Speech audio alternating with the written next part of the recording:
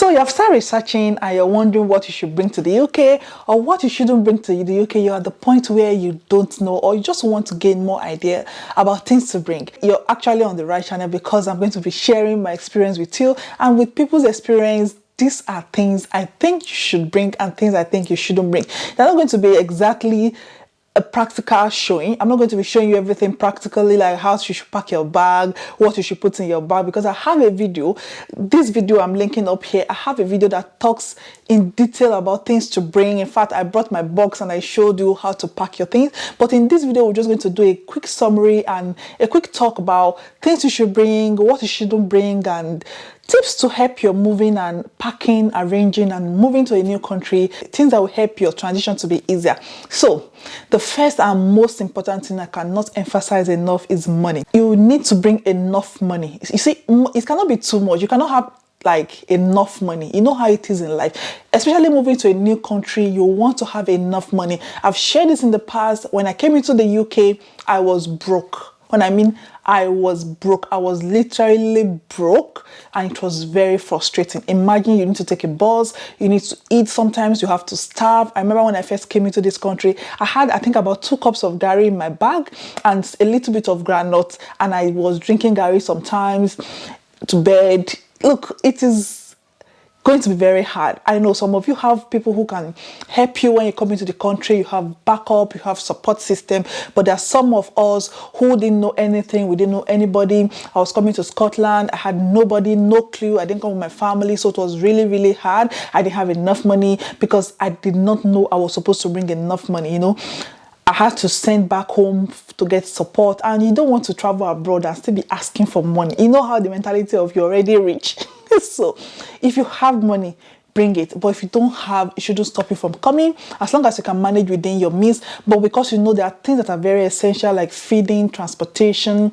Of course, when you come, especially if you're a nurse, your company may be paying your first accommodation, but they will not be paying your transportation. They will not be feeding you. Your hotel, your B&B may not even provide you food. So you need to have money to do these things. Like when I came, I had to buy jackets, I had to buy boots, and some of those things that are essential.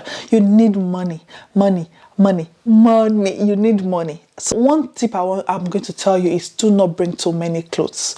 Do not bring too many clothes, because I had boxes and boxes and boxes of clothes, and I've not worn those clothes. 90% of the things or of the clothes I came to the UK with, I've not even opened those boxes. Some days ago, I was trying to rearrange and I opened one of my box and I was like, wow, so I have all these clothes and I'm not going to wear them because I don't know, maybe it's just me being boring or I don't have sense of fashion. But in this country, your aim or your target is not to come and look beautiful. It's not to dress up, because no matter what you're wearing, you're going to wear your jacket on top. You're just going to try to survive. You may not need all those clothes. Usually the clothes you have, they're going to be the clothes that suits where you're from. And where I was, especially from Dubai, is very hot. So all the clothes I had were just light clothes, and there's nothing you can do with those clothes. You have to wear jacket and wear layers on top of those clothes, except it is during summer. So those clothes were almost useless when I came to the UK. So do not bring too many things. Do not bring too many clothes. Your aim should be food.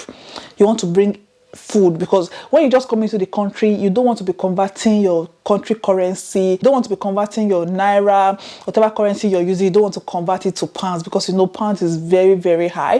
By the time you convert your money is almost useless. So you don't want to start buying food with that money. And you know, one of the things that can make you feel really homesick when you just come into a new country is food. If you don't get your country food and you don't understand the type of food they eat here, like some of us were just the first time of us seeing some of those food, and it was like, what have we done? What have I done to myself? So you should come with your food. You know, if you come with things like grounded egusi, I know you cannot bring your red oil, but here you can get tomato, you can get the blender, you can blend and make stew and use it to eat that food. Or if you have gari, like I said, you can drink gari, you can use it to do a bath. You know, just little things, your Maggi, your dry food, you want to bring them. I understand that some airline will not allow you to bring your non-Maggi that contains chicken product in it. I don't know what that has to do with anything, but at least you want to bring those little things, your pepper, your ingredient, your dry fish, your dry meat. You want to bring those dry food, your dry leaf. In fact, I remember one of the leaf I came to the UK with lasted almost 2 years. Your scent leaf, your ugu leaf, your afang leaf, all those leaves that you know from your country that you know you can cut, you can rinse, you can wash, cut and rinse, dry, label them appropriately, because you know when at the airport they'll be like, what is this? The name should be on it: dry ugu, dry this, dry pepper.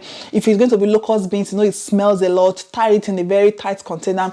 Those are your priority. At least you have something to eat for at least 1, 2, 3 weeks, because when you come into the country, even if you're coming employed, nobody's going to pay you salary your first week or your first 2 weeks. You have to still work for maybe 2, 3, 4 weeks before you're able to get your salary, you know, and then that's when you can begin to buy those things and it will make more sense to you. So when you're coming to the country, you don't want to start thinking of buying food, because that is going to be the main problem. Of course, you can buy things like breakfast, lunch, but at least once in a day you should be able to cook for yourself if you can, and it should be something that you came with. Especially if you're coming with your family, I'm telling you, it's going to be very important for you to come with enough food.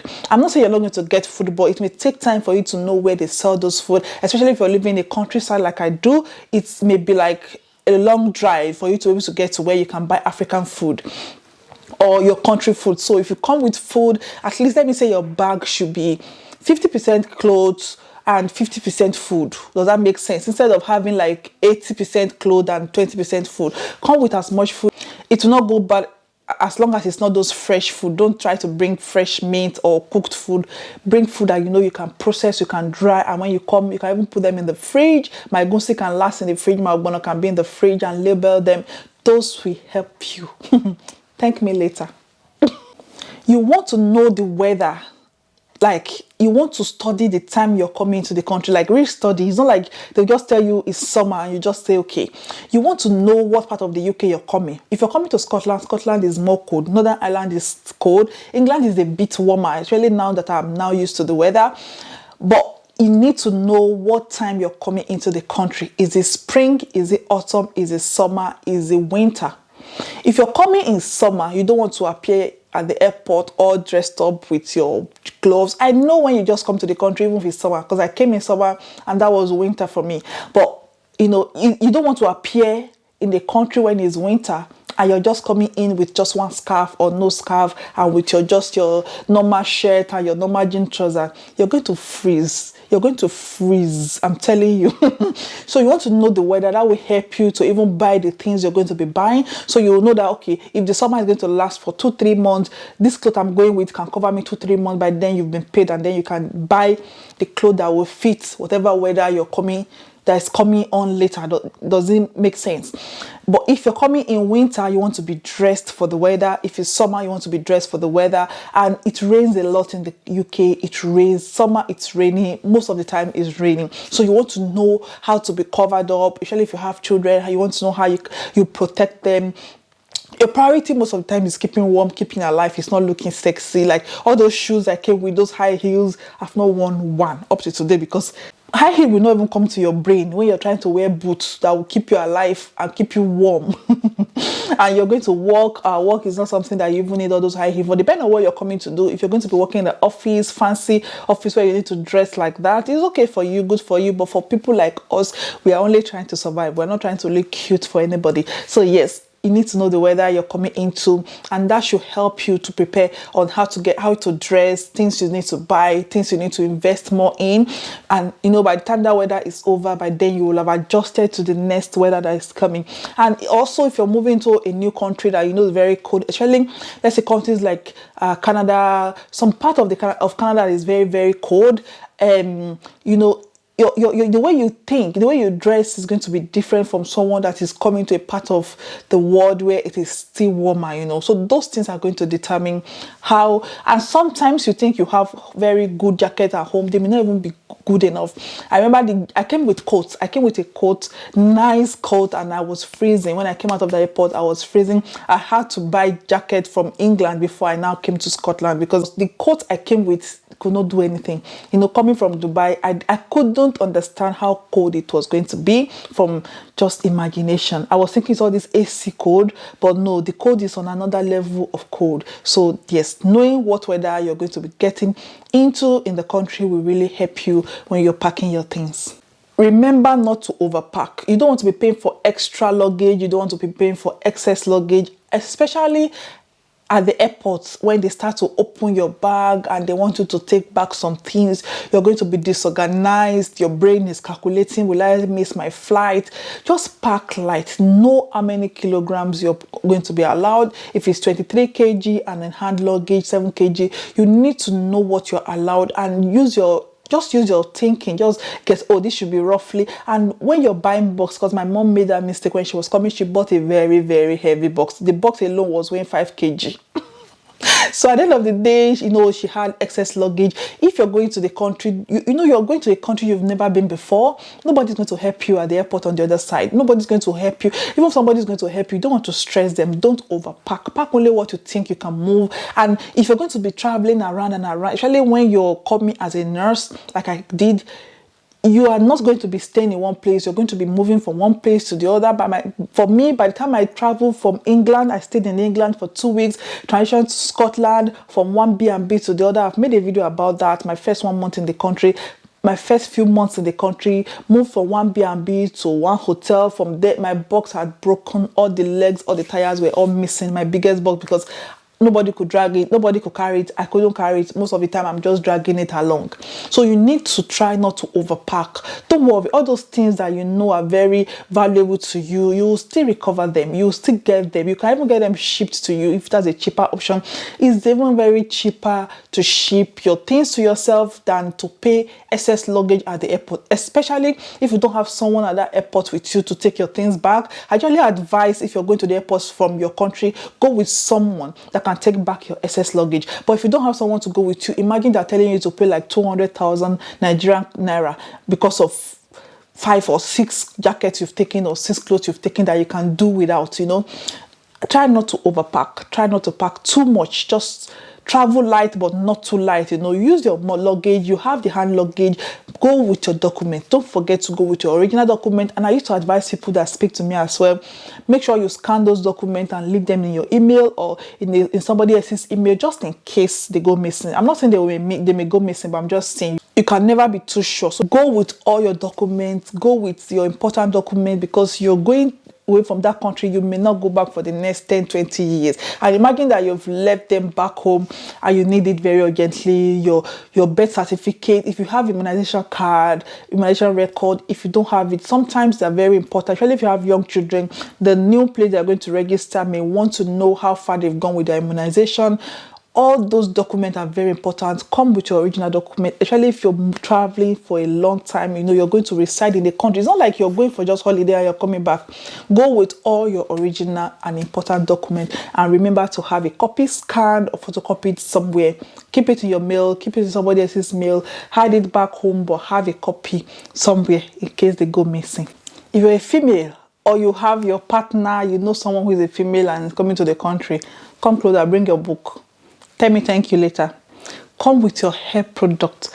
Attachment should be your best friend, except you don't do all those things. Some of you carry your natural hair. It's good for you.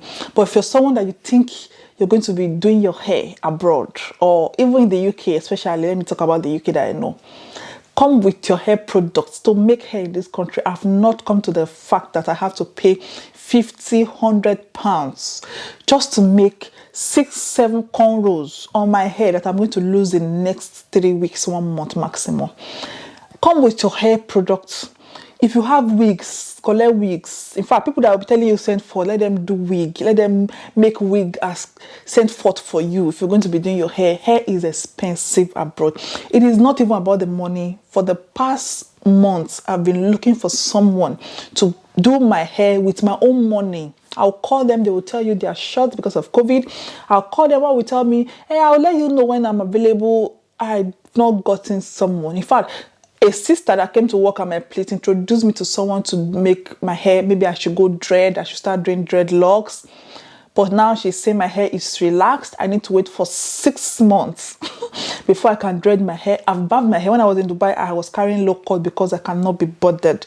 If you're going to be traveling abroad, you need wigs. You need attachment, you need your gel, you need your hair product. In fact, your hair product should be your best friend because you want to look good. It's better you go late than appear ugly, So yes, your hair products, you need it because you will not get someone. You know how in Nigeria, somebody wants to make your hair for you. I don't know how much it is now. Then they'll say 2,000, 1,500. You'll still be pricing it. And they'll still be begging you. Here, you'll be begging them with £100.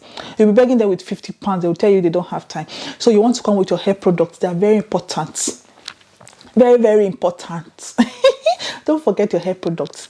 Say, I told you, your attachment, bring it. It cannot, in fact, bring it. Don't worry, 20 years, you still keep using it. Especially if you have a female daughter.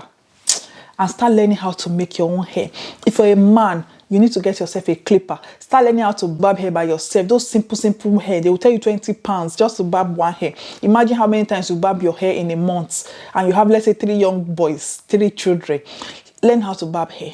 Learn how to do your own hair. Learn how to do your daughter's hair. Start learning on YouTube. Go to the next barber shop and go and just look. Let me see how you're barbing. I started learning how to barb hair when I was in Dubai. A little bit, although I'm not perfect, but learn all those small things. Learn how to drive. If you're going to ever drive, ever abroad, even if it's not the next 10 years, you think the next 20 years I'm not going to drive, but one day you think you're still going to drive, start learning how to drive from Nigeria, because starting afresh abroad is going to break your pocket and break it into pieces. Learn how to drive, collect your driver's license, because you can use that driver's license for 1 year in the UK. As your international driving license, you can use it for 1 year. That 1 year is enough for you to gather enough money to start your driving lessons. Driving lessons can range from, the cheapest can be 25, 35, 32, 40, 45 pounds per hour. Imagine how many hours you need. A day you can do 2 to 4 hours driving lesson. And imagine that you don't even know where the brake is. You don't even know how to even turn the steering. You're starting afresh. You're going to pay from your nose. So it's better for you to have your driver's license. If you don't have your driver's license, at least learn how to drive a little bit. Invest in learning how to drive. When I learned how to drive when I was in Nigeria, I paid only 15,000 naira. How much is 15,000 naira in the UK? I don't know if it's up to even £15 or £10. And it's not even enough for me to learn per hour now. So if you're coming to the country after your 1 year or before your 1 year ends, you're going back to your driving lessons here. Take few classes, then you can go for your driving test. And if you pass, you can get the UK driving license. But if you're going to start afresh, your pocket is going to sink inside. So it's good, please try to learn how to drive before you start coming. Learn a little bit, even if it's too late now. Just let somebody to just show you how to turn the steerings, the part of the cars, those basic things. You need them. You need those minor skills. Okay?